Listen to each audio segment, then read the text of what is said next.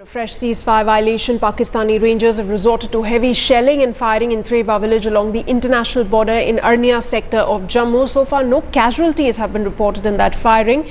Let's also tell you this is the fifth provocation by Pakistan in the last 3 days and comes just hours after a 17-year-old girl was killed and 4 civilians injured in Gigriyal village of Sabjan sector on Friday during firing from Pakistani side.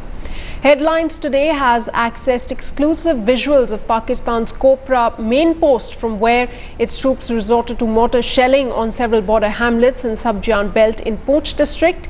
The footage also shows some of the houses that were damaged in unprovoked mortar shelling from the Pakistani side.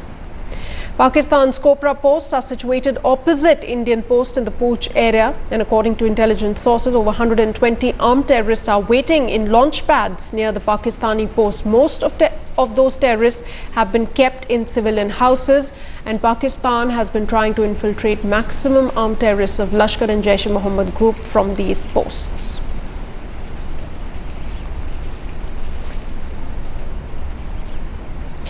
All right, my colleague Ashwini Kumar now joining me live for more details on this. Ashwini, these are exclusive pictures that Headlines today has access of this video.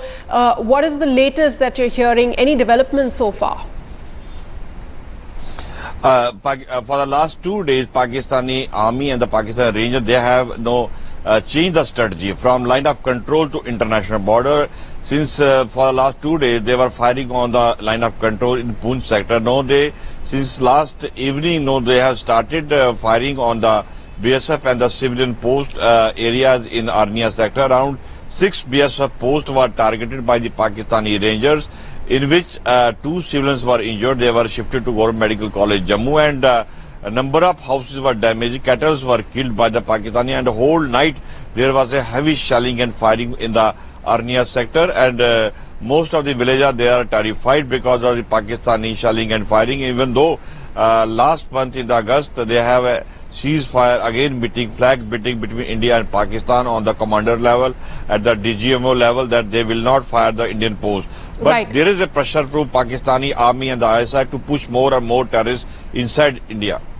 Yeah. Absolutely, Ashwini. This also exposes, the plans that Pakistan has. Now, this post that we are seeing in these pictures, explain to us how, what is exactly Pakistan's, strategy to export the terrorists across to this side of the border. You also mentioned the change in strategy, turning away from the line of control and now coming to the international border.